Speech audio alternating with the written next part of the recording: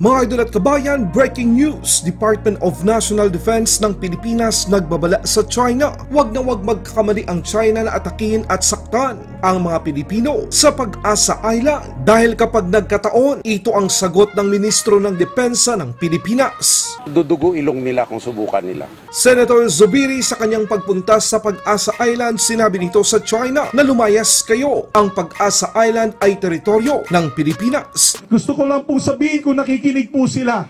Ito po ang teritoryo ng Republika ng Pilipinas. Kaya kung pwede, lumayas na kayo. Dagdag pa dito, dalawang bagong offshore patrol vessel para sa Philippine Coast Guard worth 2.5 billion peso. Kinumpirma ni Senator Zubiri. 2.5 billion for the buying of 2 ships for the Philippine Coast Guard. They're already under negotiations. Ang missile systems, weapon systems na ibigay po natin sa armed forces. Super good news mga kabayan! Bagong Naval Barracks at Health Center itatayo sa Pag-asa Island. Super good news ulit, Japan at Pilipinas pumirma para sa bagong deal. Ito ay ang pagkuha ng Pilipinas ng 597-meter multi-role response vessel sa Japan na nagkakahalaga ng 23.85 billion peso. Armed Forces of the Philippines Western Command Vice Admiral Alberto Carlos pinalitan na ni Rear Admiral Alfonso Torres Jr. Bakit? Panoorin ang video.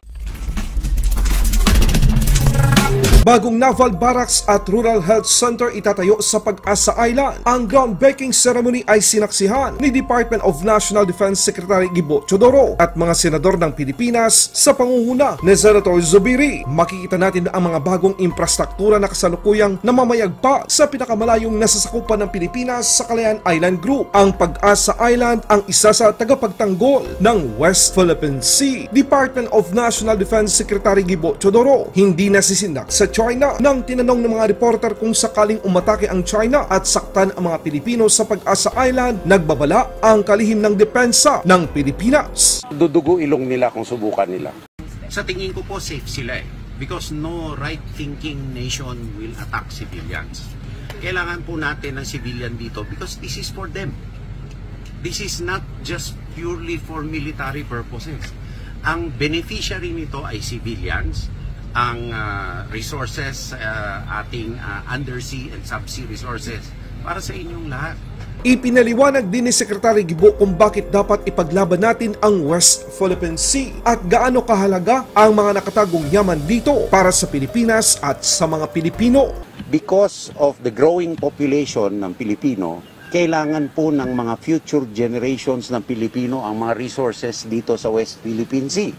Pag-asa po ng Pilipinas ang West Philippine Sea, kaya hindi po natin pwede talikuran at kailangan ipaglaban po ito. Kung tapang lang ang pag-uusapan, hindi magpapahuli si Senator Zubiri sa kanyang talumpati. Inihayag ng senador ang kanyang galit sa patuloy na panghimasok at pakikialam ng China sa mga teritoryo ng Pilipinas. Bago matapos ang kanyang mensahe, sinabi dito sa mga Pilipino sa Pag-asa Island na dapat lumayas na ang China dahil ang Pag-asa Island at iba pang sakop ng Kalayaan Island Group at West Philippine Sea ay teritoryo ng Pilipinas. Ito ay para sa mga Pilipino, hindi para sa mga Chino. Hindi natin alam, baka meron po silang sensitive listening device galing dyan sa mga barko nila.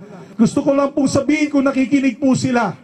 Ito po ang teritoryo ng Republika ng Pilipinas.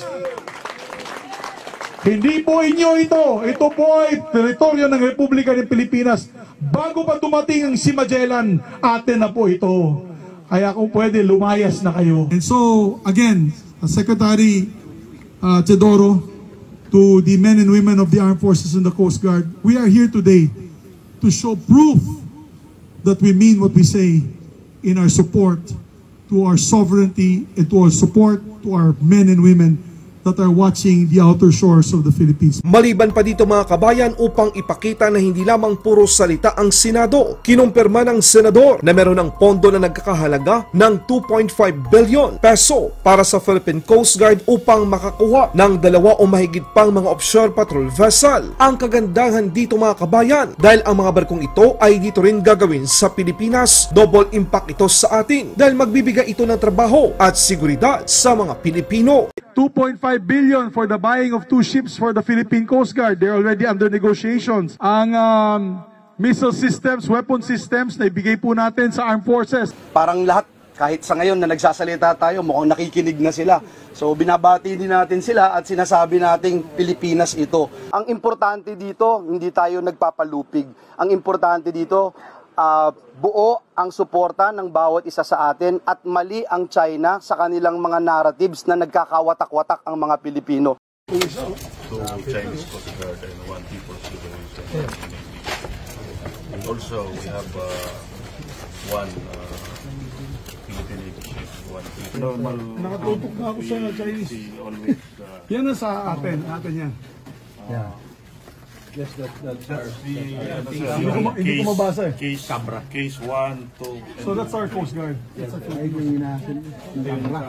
Sa ibang balita naman mga kabayan, super good news sa pagpunta ng ambasador ng Japan sa Pilipinas sa tanggapan ng Philippine Coast Guard. Inihayag nito ang suporta sa pagpapalakas ng Pilipinas sa panayam kay Philippine Coast Guard spokesperson Rear Admiral Armando Balelo. Sinabi nito na ang Pilipinas at Japan ay magsasagawa ng note signing para sa pagkuha ng 5 karagdagang 97-meter multi-role response vessel ngayong Biyernes, 17 ng Mayo taong kasalukuyan. Ito ang bunga ng mas pinalakas na ugnayan ng Japan, Pilipinas at Amerika. Ngayong Biyernes bilang patotoo, nilagdaan ng Pilipinas at Japan ang kasunduan para sa bagong 5 97-meter multi-role response vessel para sa Philippine Coast Guard. Ang 5 barkong ito ay nagkakahalaga ng 23.85 billion peso o katumbas ng 64.38 billion Japanese yen. Sinabi ng tagapagsalita ng Philippine Coast Guard na darating sa Pilipinas ang karagdagang 5 97-meter multi-role response vessel simula taong 2027 hanggang taong 2028. Malaking pasasalamat ng Philippine Coast Guard sa patuloy na pagtulong ng Japan, hindi lamang sa ekonomiya ng bansa, kundi maging sa pagpalakas ng seguridad ng Pilipinas sa bansang Japan. Maraming salamat. Grabe mga kabayan, nang dahil sa mga ginagawa ng China, mas pinalakas pa at lumalakas pa ang Pilipinas. Matapos pumutok ang balitang merong bagong model ng kasunduan ang China at Armed Forces of the Philippines Western Command patungkol sa Ayungin Shoal, kung saan pinabulaan na naman ng Marcos administration. Kinumpirma ni Department of National Defense Secretary Gibo Chodoro na meron ng bagong commander ang Western Command. Aktual na video, panoorin. Said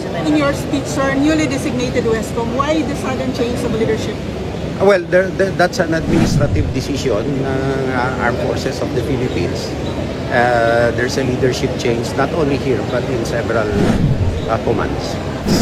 Kailangan pumalaot talaga sila at amin tutulungan dahil part ng Coast Guard at saka ng AFP na sila'y pumalaot. Actually, yung pagpapalaot dyan, in the future, kailangan talaga makabuild tayo ng support services sa pag-asa sa kanila. For example, cold storage, refrigeration, at iba pa. Laban Pinas.